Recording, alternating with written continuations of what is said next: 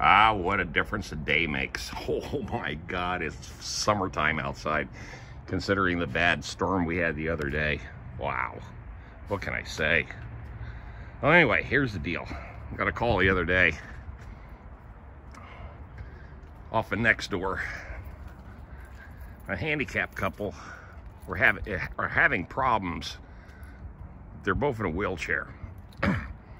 And they've got this one strange little storage room that they can't seem to negotiate their wheelchairs through the opening of the door frame. So they called me up. I went over there and just said, yeah, what would you like me to do?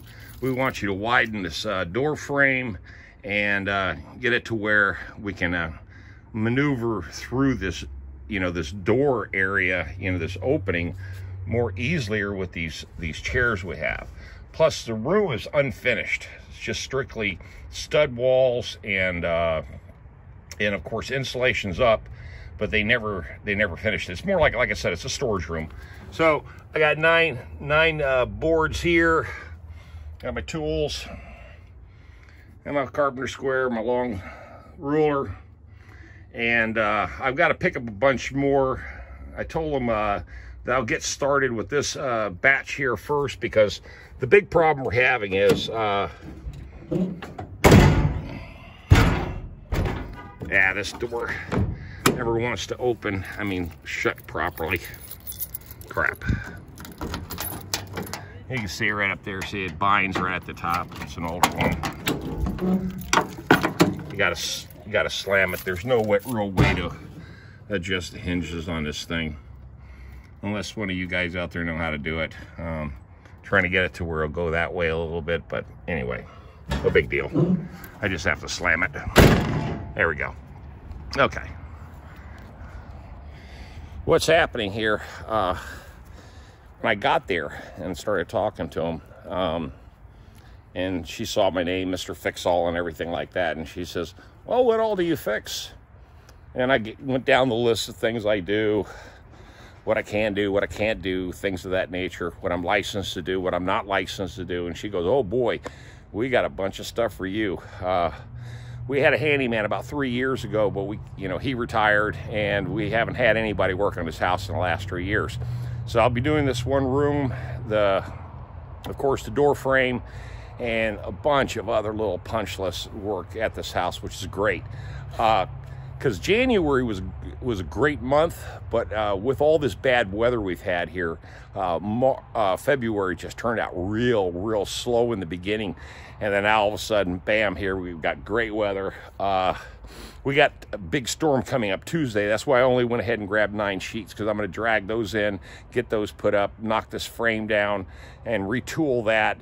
And then I'm going to stay in the house Tuesday and just do punch list work, and then go back Wednesday and Thursday and finish out all the rest of the stuff I need to do. So that's that. But topic of this video is, if you run a small business, guess what? It's tax time. Oh yeah, tax time. Remember those lights I was given? Well, I went ahead and put them up. I took down my old cheap one and put up these a little more fancier ones, because it matches my ceiling fan a little darker. It's got that black trim on it. But I like this light, man. That thing here is slick. Better than that old nasty chandelier I had from the original contractor that, built this house. Is all that stupid silver-plated looking stuff, or whatever you want to call it. But anywho, now taxes. This is what I have my bookkeeper produce every year. It's a spreadsheet, okay? So then you list all your expenses. Of course, I always tell you every year I have to buy equipment. So there's the equipment, that 2004 Tohatsu excavator, and a 2002 Chevy work van that of course, we just saw that out there. And I got a total deduction on equipment for $20,000, okay? So when you get down to the very end and you start totaling up your loss statements and profit statements, I grossed $94,900, basically $95,000 last year. Expenditures of $73, net of $21. Now, of course, you know, and then, of course, with my bank statements, too, of course, I always take them in there. And that way, they can see deposits, withdrawals into my my business account. Now, a lot of you guys ask if I advertise. I don't advertise. I'm strictly Nextdoor. But years ago, I made these up, which I thought were always pretty cool, because every once in a while, I do throw a few on some mailboxes in specific neighborhood, high-end neighborhoods. I'll throw a few of these on mailboxes and get some calls off these. Anytime. Now, I do have a lot of customers that I've never met ever, but anytime I send them an invoice for a bill, I always have a logo letterhead, okay? Just professional looking, okay? And then this is something I did on my home computer. Just a little something, you know, I created. Of course, I don't do any landscaping anymore, no yard cutting, so that's no big deal. I still do softscaping and hardscaping, but you know, this is just some ideas. You don't have to use these specifically, but I've always had these made up. And I use them, I carry them in the van. And then that way, you know, if somebody says, hey, you got any literature, blah, blah, blah, I'll throw them something. Or I'll tell them to go to the YouTube channel, just Google Mr. Fix-All, and you'll see all my stuff on YouTube. So anyway, getting ready to hand this in next week and get him working on it. So there you go. Okay, yeah, tax time. Let me explain something about taxes. If you're in business, you understand this already. This is kind of for you new guys. What you got to understand is your net profit, even though it looks like I don't make that much money, I really do make a lot of money.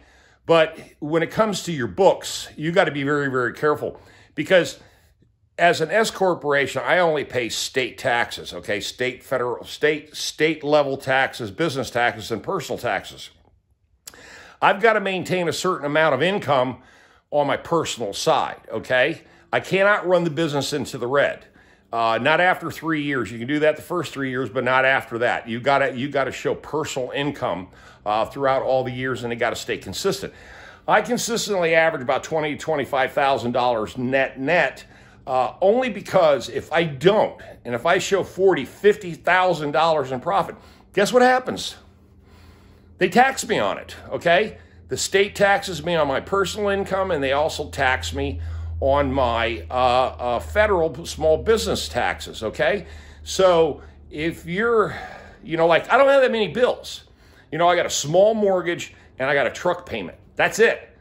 So in reality, I can live on X amount of dollars per year, and it doesn't send up any red flags, especially if you have all the receipts. That's the one thing you got to do. You got to have the receipts to back up all your expenditures. If you don't, and you lie and you start falsifying those reports, anytime that you get audited and you can't produce those receipts, you're screwed, okay? So keep that in the back of your mind when you do your taxes.